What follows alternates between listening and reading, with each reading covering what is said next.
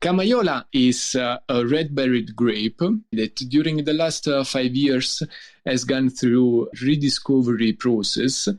From the scientific standpoint, instead, the University of Naples, Federico II, stated that the Camaiola's DNA is not comparable to any other Italian grapes. Therefore, Camaiola is absolutely unique.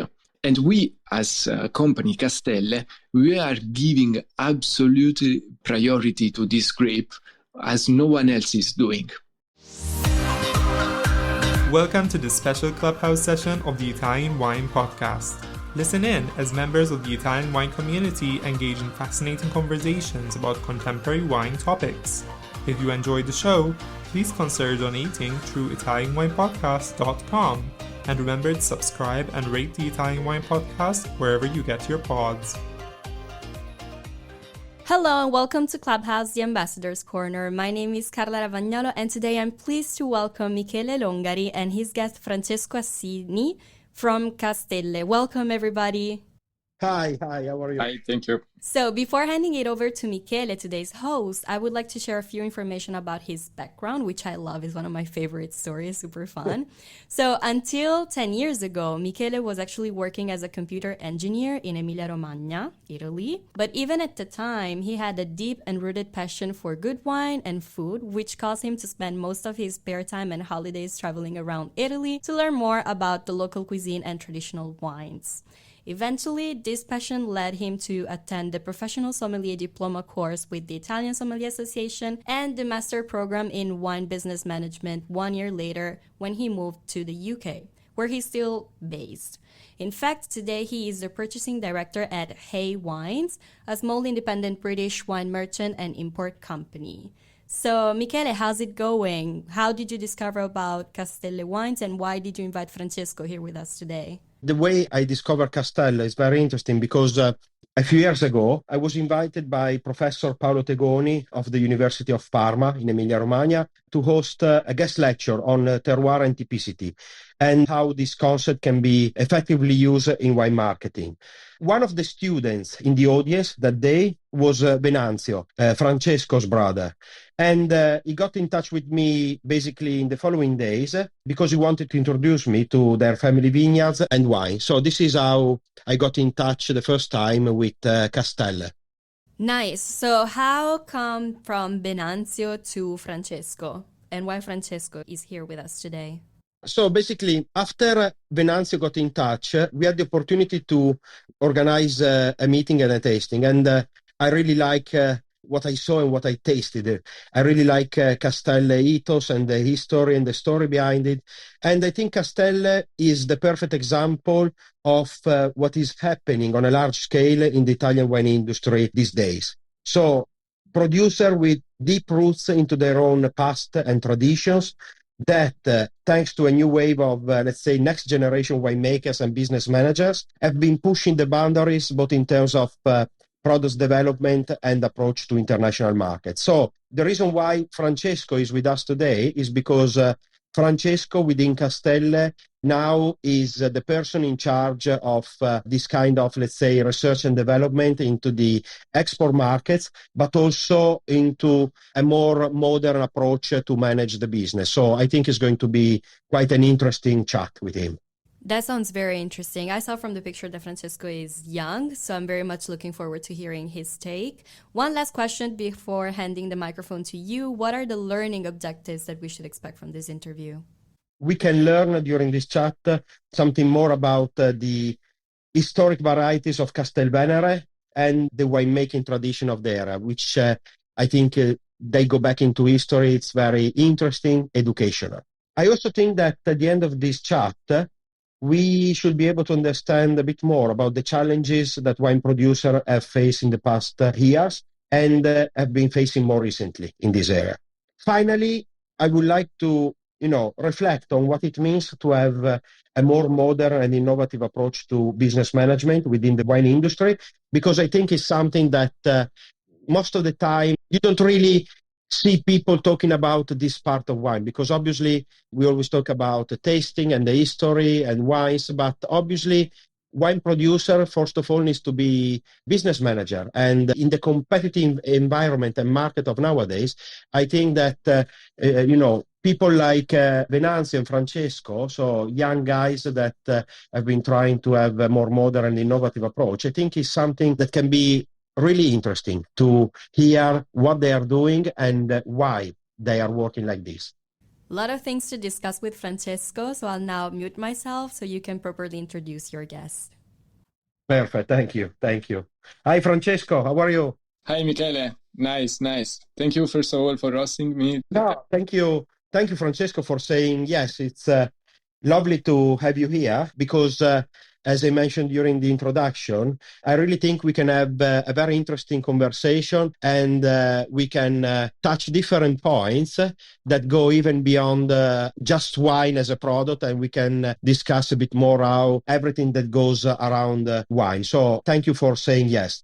Before we start our chat, I would like to give to our listener a brief introduction about yourself so they know who you are and who is going to talk about Castelle. So Francesco obviously has always been passionate about wine because he grew up within a family of dedicated wine producers. From a very early age, Francesco immersed himself in vineyards activities, and he was always interested in the art of transforming grapes into wine. Then Francesco grew up, he went to university, and during the academic journey, actually we see a reflection of the drive for growth and innovation. Francesco pursued a bachelor's in management and then a master program in international business. Then he went to study abroad in different locations such as Benevento, Joensuu in Finland, Parma, and also in Vilnius in Lithuania. Before returning to Castelvenere to join the family business, Francesco had also an experience in financial consulting at Deloitte, but he didn't like it at all. The constraint of office life and the very limited responsibilities didn't align with the ambitions that Francesco had.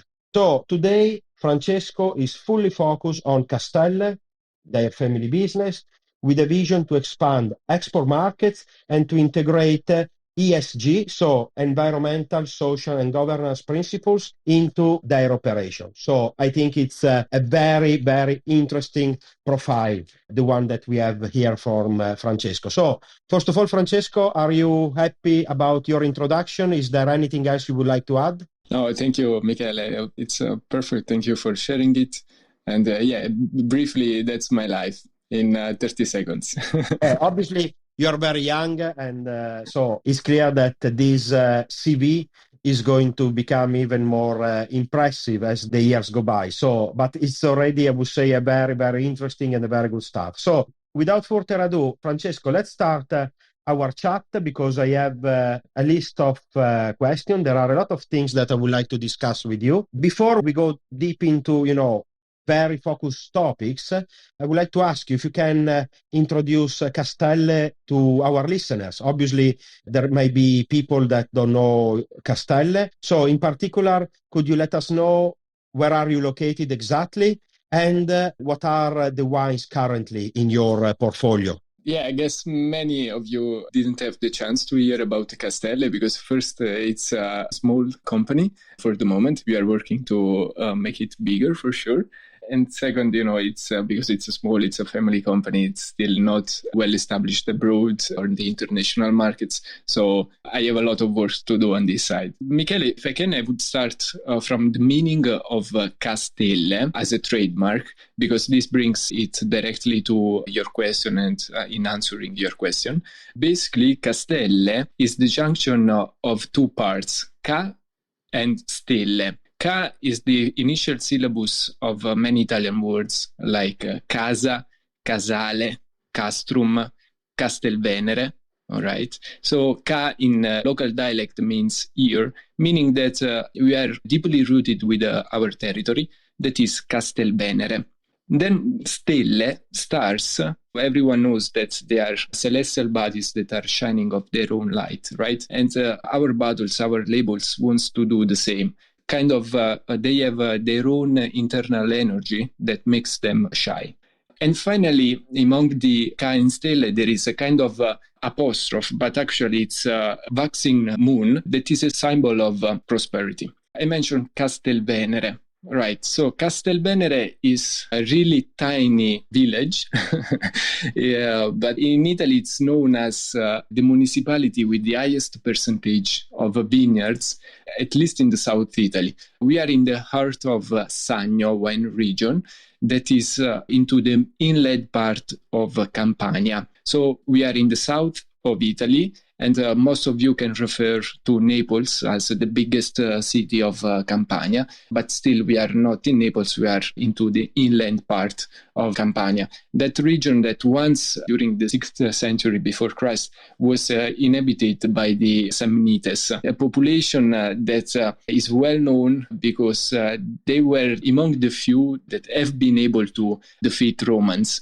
So we are kind of really happy for that in the beginning. Then, of course, because Samnites, compared to Romans, they were just a few of them. So in the end, they got defeated twice and they reached the peacement agreement. So we have 9 labels made out of 3 types of grapes that are all autochthonous grapes and typical of our region. The 3 mains are Falanghina, Aglianico, and a special one, Camaiola. Thank you very much, Francesco. It's always fascinating when we can hear the history behind a specific producer. And I think in particular, Campania in general has a very deep history. And I think also it's fascinating the fact that Stelle is so much integrated within the Castelvenere history and tradition. So thank you very much for this very, very clear and detailed introduction. Continuing this conversation, I think it's clear from your introduction that Stelle has a rich history rooted in Campania. How does the region's unique terroir influence the flavor profile of your wine? So what do you think is the characteristic that the Campania terroir can actually give to your wine to make them different from, let's say, other styles of wines? First of all, let me stress a bit the historical part of wines in Campania, because it's really interesting as the ancient Greek, when they arrived in Italy, in the South Italy with the Magna Graecia, they actually brought for the first time wines as we know to them today. And it was during the 8th century before Christ. Then there was the Roman Empire, and Romans called Campania Felix. That means Campania Felice, fertile Campania, because they were really happy for the results of their agricultural activities in Campania, and they were getting a lot of and high-quality products. And after that, during, of course, the Roman Empire, the vines spread throughout the whole Roman Empire in France, in Spain, Germany, in Britain, and so forth. But why do we have in Campania a specific terroir that made Romans so happy? In Naples, we have one of the most dangerous volcanoes in Europe, but on the other side, volcanoes really helped Campania soil, because Vesuvio plus Roccamonfina volcano, that was a really ancient one, it was active 50,000 years ago. So they basically covered the soil with ashes, enriched basically the soil with phosphorus and potassium. So because of this, in Campania, we do have volcanic and limestone-rich soil that really contributes a lot to making our terroir unique. It's always a windy area. It has a mild climate. There is a big temperature variation between the daylight and the night. So all these elements contribute to make our wines with a distinct minerality, huge acidity. Just think about Falanghina. For those of you that know Falanghina is really acid one. And this helps us to make a lot of experiments. And during the years, we have been able to treat Falanghina as a grape into different methods in order to get completely different products. In fact, our company produces Falanghina ranging from the sparkling version, Spumante Brut, to the sweet one, Passito. Plus, the grapes and wines, because of these reasons, they have a lot of big aromatic complexity. So that's briefly what makes our terroir unique. I think what you just said, it's very important to give a clear identification to the style of your wines and therefore also your winemaking tradition and the way you make wine.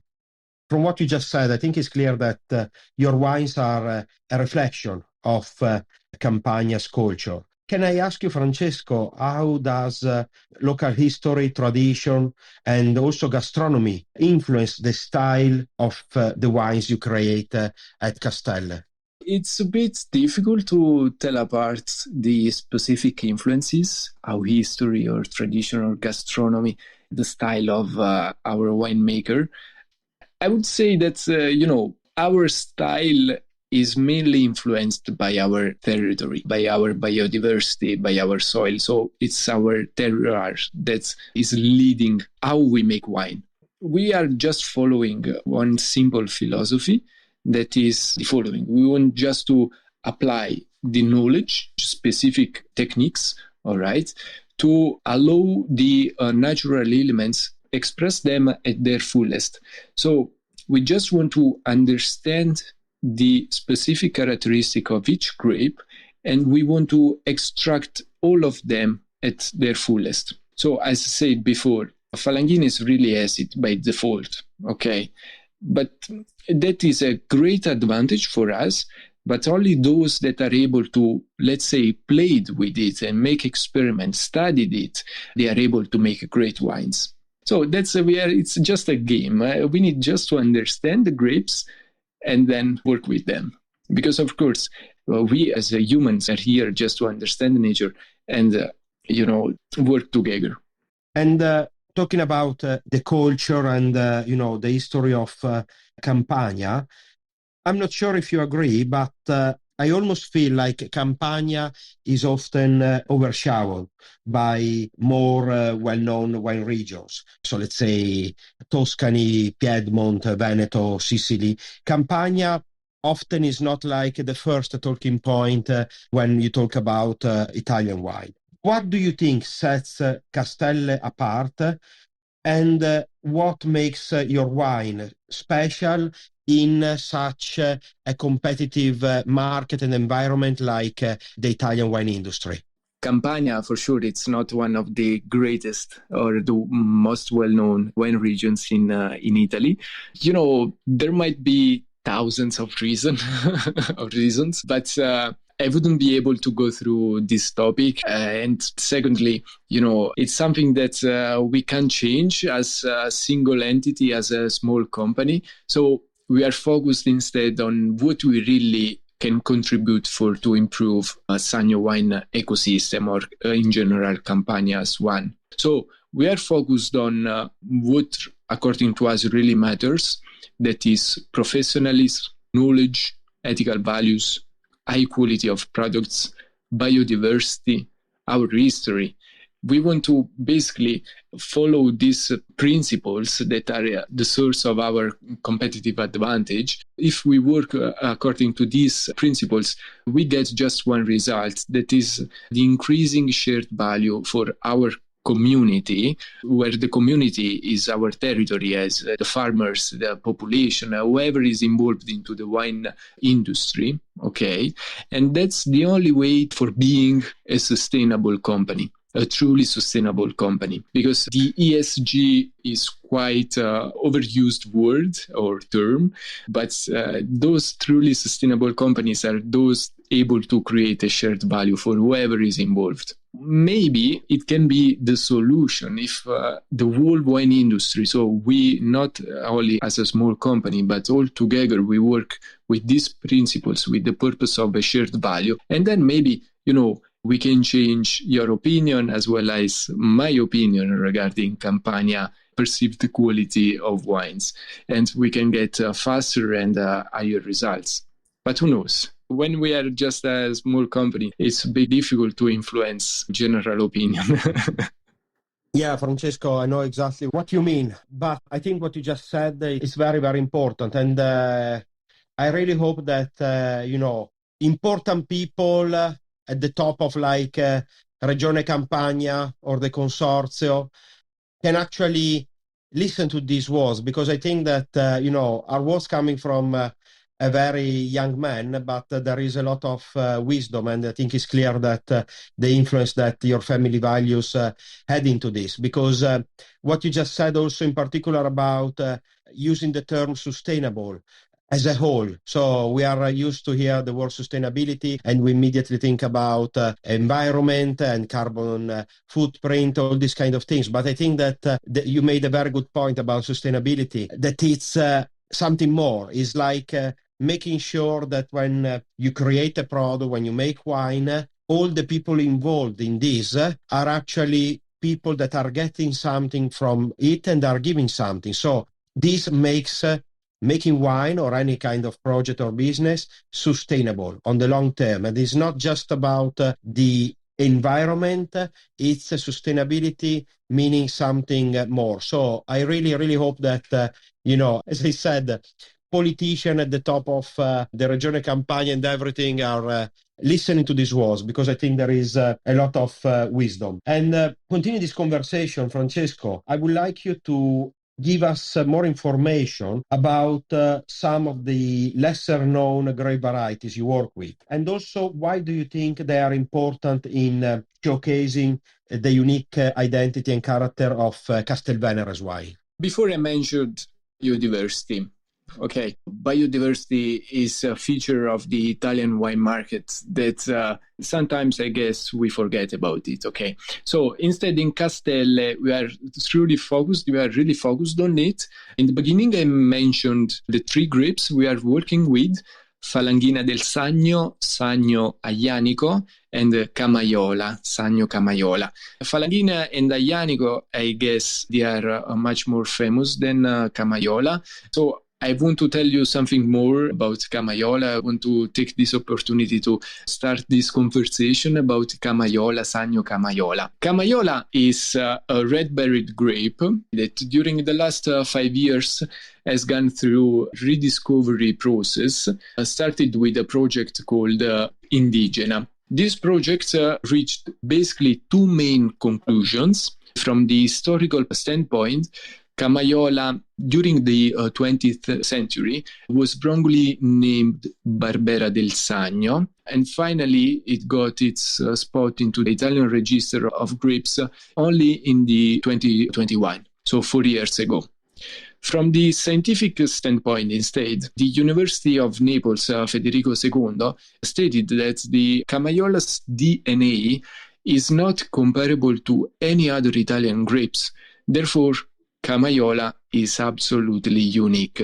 So where you can find this grape? In Castelvenere, in our municipality, and in a few municipalities around Castelvenere. And these have been always the birthplace of Camaiola. So Camaiola is really important, therefore, in showcasing the uniqueness of Castelvenere, because it's something that only Castelvenere and few other municipalities can take advantage of. And we, as a company, Stelle, we are giving absolute priority to this grape as no one else is doing.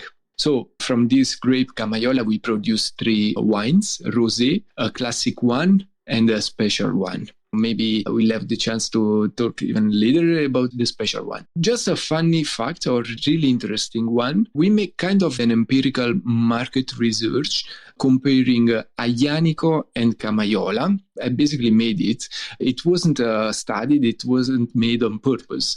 But in the end, after that, hundreds of people tasted both Aglianico and Camaiola without knowing which one was Aglianico or Camaiola. We ended up in getting a lot of surprise exclamations on Camaiola that everyone loved it. And most of them really preferred Camaiola towards Aglianico. That is really an astonishing result, I would say. So you guys, don't wait for me to bring you Camaiola around. Just, start looking and read about Camaiola everywhere you can.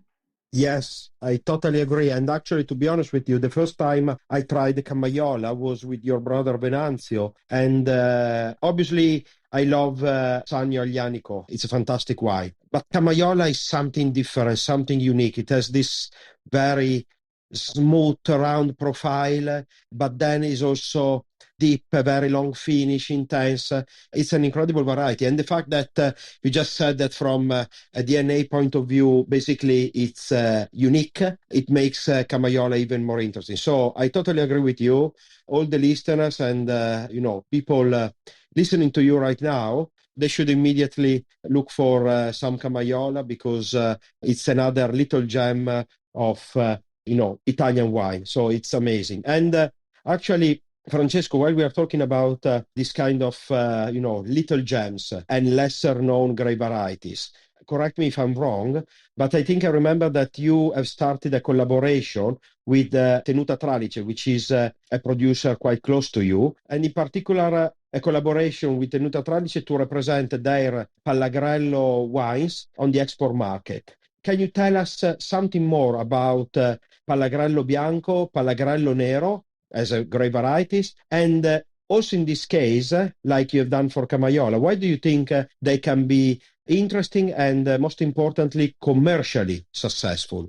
First of all, I want to mention to everyone that on the labels, there is still written Barbera del Sannio. Okay, so if you are looking for Camaiola and then you get Barbera del Sannio as a result, it's still normal for the moment because it takes, let's say, at least 1 year of bureaucracy activities to change the grape name on the label.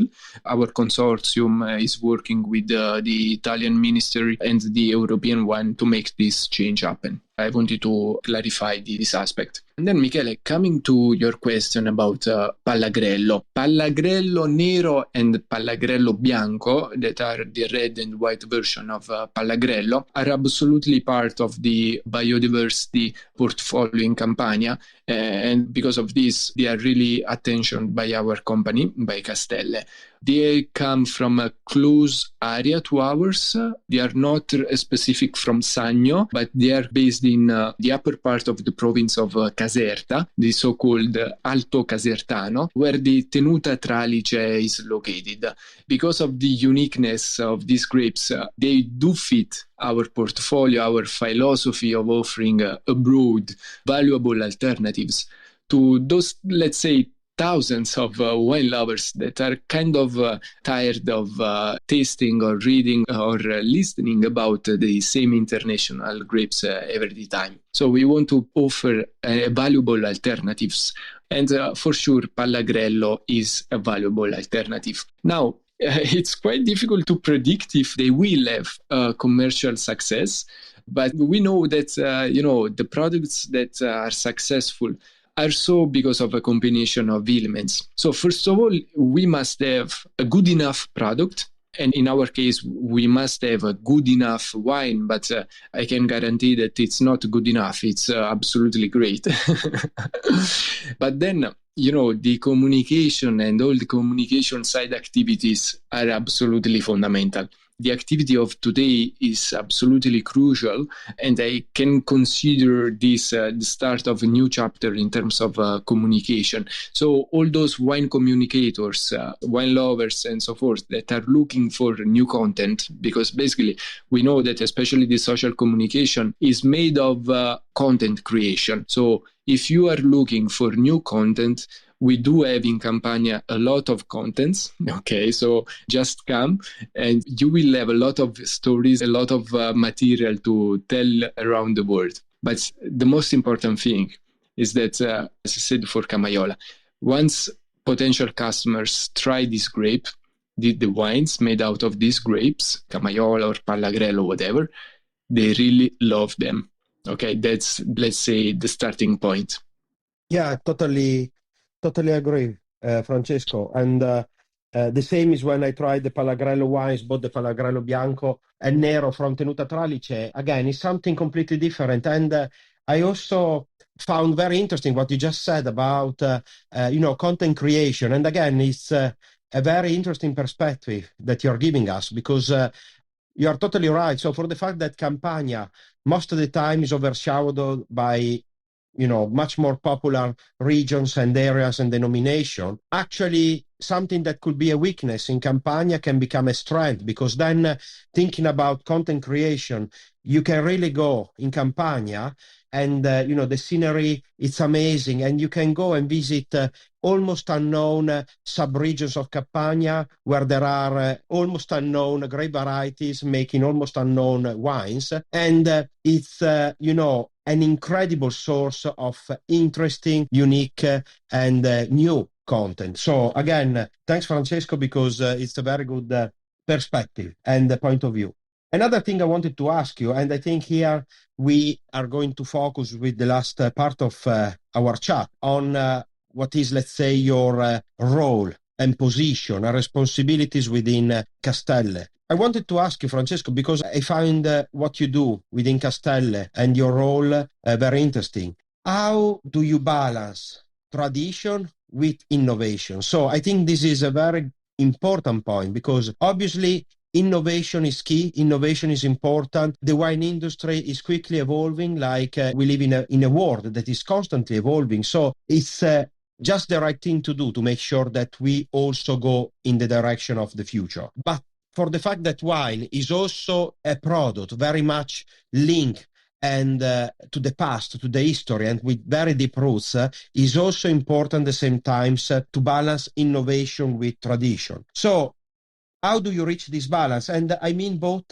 when it comes to experimenting with new winemaking techniques, but also when you need to promote or communicate your product. How do you reach a balance? Michele, you said it right. We are talking about products that have been rooted in Italy for ages, and keeping up with the innovation is always challenging. I believe that in Stelle we have a quite good balance, because tradition for sure is there.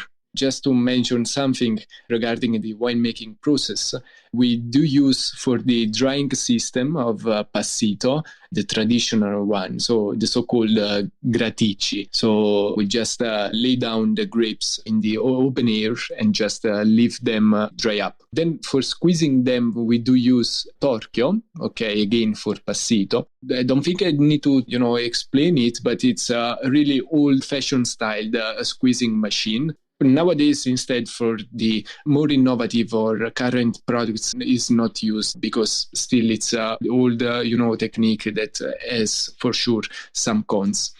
Instead, for the innovation side, we do have the most advanced techniques or machines. So talking again about the squeezing machine, we do use a closed one. We keep the grapes during the squeezing process protected from the air outside, so we prevent any kind of oxidation or unwanted processes. Again, regarding traditions, we are going to launch a product that has been done following the recipe of my grandmother. And we have been waiting for this product for 6 years, and finally it's ready. And then let me say, the special version of Camaiola that I was mentioned before, because we have been studying it and making experiments on it for a few years.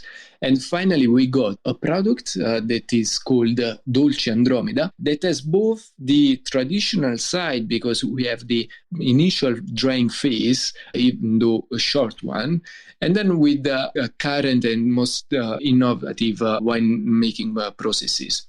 So that's the balance of tradition and innovation. And by the way, Dolce Andromeda has been submitted for the first time to the London Wine Competition. So we are really looking forward for the judges' reactions.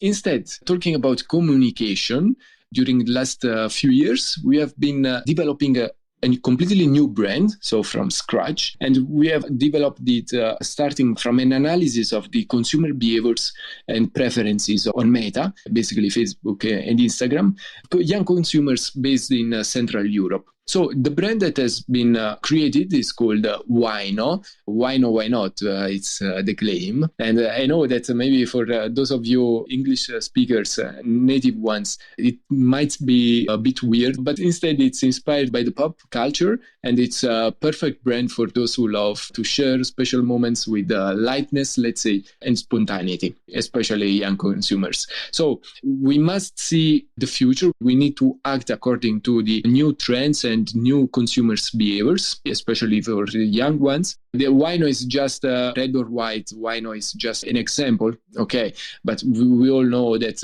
low alcohol or de-alcoholized wine is there. So there might be a lot of examples that we can relate to as an innovation.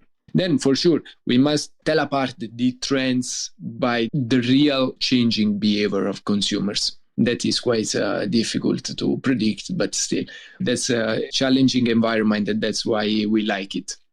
Just a few words about Dolce Andromeda. I was very lucky to taste this wine, and I think you describe it very well.